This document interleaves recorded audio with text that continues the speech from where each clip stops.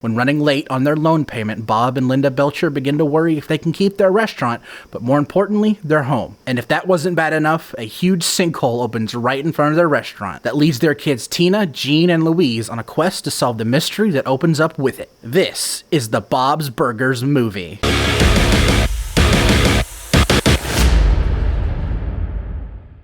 The Bob's Burgers movie is the movie based off of the cartoon Bob's Burgers. Now, I've always had a soft spot for cartoons being turned into big theatrical movies. One of the earliest theater-going experiences I can actually remember was going to see the SpongeBob SquarePants movie. I even saw the Simpson movie in theaters, and maybe 8 years old was a bit too young for that movie, but I don't care. I still enjoyed it nonetheless. And maybe I even saw the My Little Pony movie in theaters. Where my bronies at? Or I guess on brand for this review, it should be Equestricals. Needless to say, I was very excited to see this film just because I always love the concept of these films. Even if I'm not as well versed in Bob's Burgers as I am the other shows.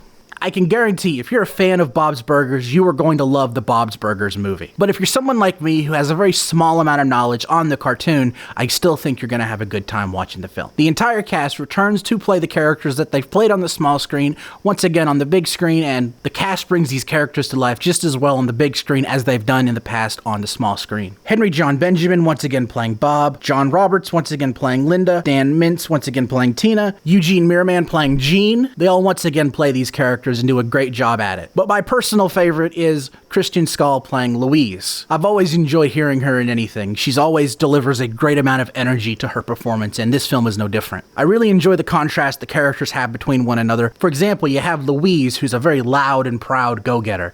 But on the other hand, you have Tina, who's very quiet and reserved.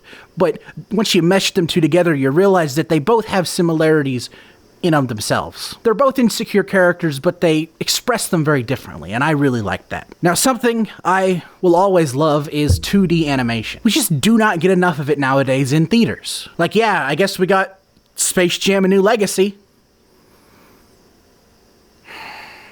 There's that. Almost always with theatrical animated films based off cartoons, you're almost guaranteed to get a 2D film. And luckily, the 2D animation here is great. What I love about theatrical films for cartoons is that you just know that the directors or the animators just asked, what if it had shadows? Watch any movie based off of cartoon, and for some reason, the shadows just add so much more depth to the characters. It really adds a lot, and I love that so much. Bob's Burgers is a very different show from The Simpsons and especially Family Guy. The humor in it I find to be a lot more dry and the situations to be a lot more mundane. And that's not a bad thing. The humor comes from these characters interacting with each other in these situations. I was very interested to see where they take this film theatrically. And I have to say they did a very good job at adapting the dry, more mundane feeling of Bob's Burgers with a theatrical feel. A key factor in that is something that is not in the trailers, to my surprise.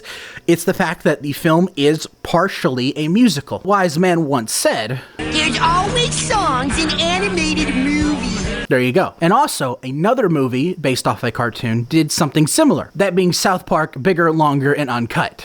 The songs in this movie are very upbeat and fun, and the scenes that go along with them really help the animation do its thing. It helps the film feel more like a theatrically made animated movie than a TV special, and I really love that. I will say the film's mystery can be a bit predictable, especially if you're a longtime fan of the show. Even me watching the movie, I was thinking, you look too well animated to not be integral to the plot of this movie.